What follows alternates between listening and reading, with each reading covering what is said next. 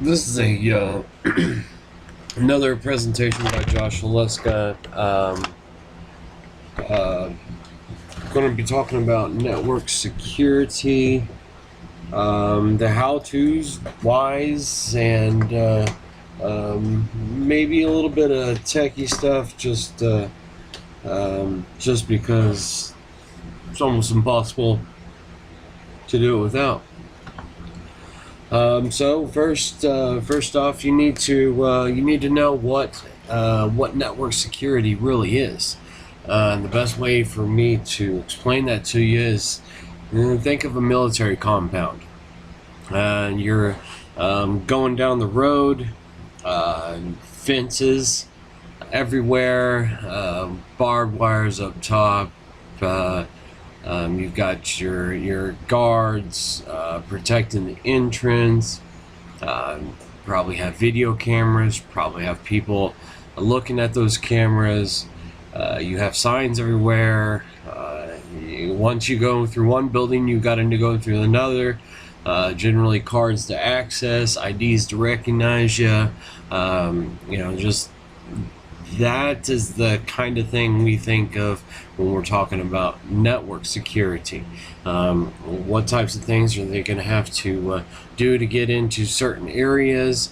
How are we going to prevent people from just walking right in? And other things such as that. The importance of network or of information security is something that up until recently wasn't really thought of to be an issue. As time goes on and people start opening and learning things to do, they realize that the information that they put out there is critical, can be taken, can be looked at, and that provides a very good reason of why information security is important. The other thing would be your employee safety. You don't want somebody coming into your house and going through your filing cabinet. All that information that your employee fills out, puts on record to work at your business or your corporation, they put you in charge of that. They make you responsible for that. You need to do your best to ensure that does not get into the wrong hands.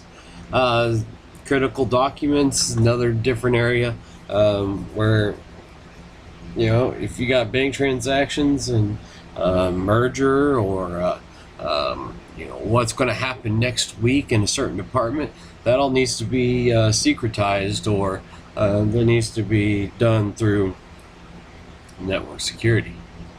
So to start out, you need a security policy, and basically this really, for the most part, is just simply stating the how-tos. Step 1, what are you going to do? Step 2, what are you going to do? Step 3, etc.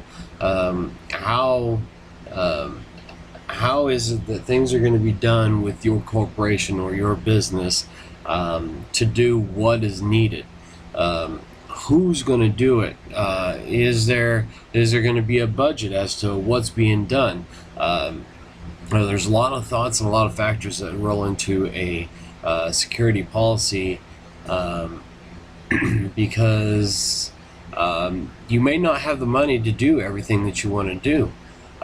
You can make a great security policy and say this is what we have to do, but if we don't have the money to do it, you're not going to be able to get it done. So it needs to be within the confines of the budget that is presented to you through your company or business. So to start, you got to start with the building. How is the building secure? What about the staff? Is just anybody allowed to enter a room where critical information is? Just certain people? How are you going to stop those people from coming in? How are you going to stop outsiders from just walking right in? Those kind of things need to be dealt with prior to putting something in place You don't just put the 10-carat diamond in the middle of the room and invite all the public in without something protecting it. So that's where we get with the building. Then we move on to the actual equipment itself. Needs to be something. You need to decide if it's going to be moved anywhere. Is it going to be stationary, or is it going to be portable? If it's going to be portable, how are you going to ensure that that comes back at night? You know, are you going to check it out every night and then expect it to be returned at the end of the day? Is it going to be a long-term type basis? How are you going to track that? Serial numbers or virtual addresses, which we'll get into later. Who will have access to the secure equipment? Is anybody? Is everybody? Is just a few people? Those are certain things that need to be kept in mind there. Next, we come to the operating system. The operating system is like Windows, Mac, those iOS, Android. Those are operating systems. How it looks and how it feels to your fingertips. So there's some different things you need to realize. How is that going to be secured? Are they going to have to change a password? Is the admin going to have access to the password to be able to do administrative things to that computer? Who's going to put all this stuff in place? Is just one person going to have that password, or are you going to allow multiple people, like boss and the analyst per se? How is that going to be done, and how are they supposed to do their job per se? And then once we have the operating system locked down and in place, with different features on each set up, what are you going to use to prevent your malware or your virus scanners? What program are you going to use? Most as a corporation, you're going to have one specific one that you use. You may have another one that may be running on a computer, but you're going to have one system-wide virus scanner that you're going to use as your main scanner for your server or your main computers that relay all your information. So as far as that goes, there are a couple good ones out there that run system-wide and can monitor the activity of the computers that are connected to it. AVG Cloud seems to be a very popular one, very easy to use, well to maintain. They update often and provide you with the utmost security that you can have as far as virus goes. There are some others out there that operate in the same manner, but like I said, personally, that's the route I go, just because that's what I'm used to using. Now, the hardware walls, and this is the actual stuff that keeps, once you're through the fence, you're through the building, you've gone past the guards. This is what keeps the outside from coming in through the phone lines, per se. Now, this is kind of more techie stuff, but there's no real way to explain it without going through it. So, when we're talking about a firewall is just like it says. You wouldn't go up to a wall burning on fire and try to walk through it. Information does the same thing.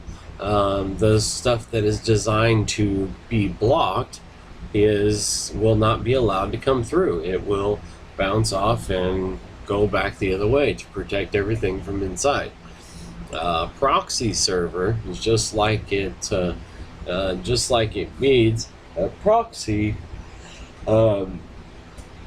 actually monitors and either allows certain things to come in, blocks certain things from going out, or even just doesn't allow specific sites and places to be accessed within the network. A lot of times these work real good for mail servers, email servers. Stops your spam folder in your email. That's controlled by your proxy server. It stops that stuff from coming into your main box, filters that stuff out, or in the form of. And then we have our VPN and our VLAN. And those two areas can get pretty complicated. It's if you want to call it make-believe, then so be it. But VPN, virtual private network, allows somebody from the outside to be able to say I'm at home and I want to access my work email on my computer at work. Then I can use the VPN. You can use that service to log in securely and not have to actually be at work to do it. It's just another secure way to remotely access stuff. VLAN is a virtual local area network with all your computers together to where you can talk to one another. That is what we call LAN. Now, a virtual LAN is where those things are set up together logically, basically able to communicate with each other through different devices is pretty much all it is. And these can be set up and done in such a way that you can stop outgoing stuff from talking to the inside. A certain group may be allowed to do certain things, but this other group may not. There's a lot of different possibilities and whatnot. And the other thing you could do is to use a switch instead of a hub. Now, really, they're the same thing. A switch is a hub is an old form of a switch. What it does is just allows you to open your options to more things being connected to it. Generally what a hub was. Now the switch, the newer form of the hub, this is actually programmable to where you can allow certain things to come in, you can stop certain things from coming in, and you can stop certain things from going out. So if that information wasn't going to go anywhere and wasn't authorized, it can be stopped by a switch. Now, as we were talking about before, the remote access can be done through a virtual local area network, or a DMZ is what they call it, or a demilitarized zone. Basically, a long word, and as you can tell, I got tongue twisted, but basically all you're doing is you're blocking certain things from coming in, and you're blocking others from coming out. It's programmable. Let's say I want to allow untrusted outside users to access my stuff inside. This functions like a separate network per se. So if somebody was to come in, look at my stuff, and try to plant a virus, it would only be in that one area and would not take down my entire network. It would be contained, and but I would still have administrative access to it.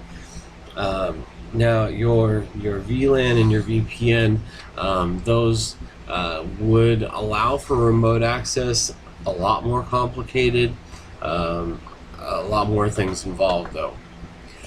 So that basically concludes our my presentation on network security. Now, mind you, this is just the basics. It does get a lot more involved than just that, the surface level.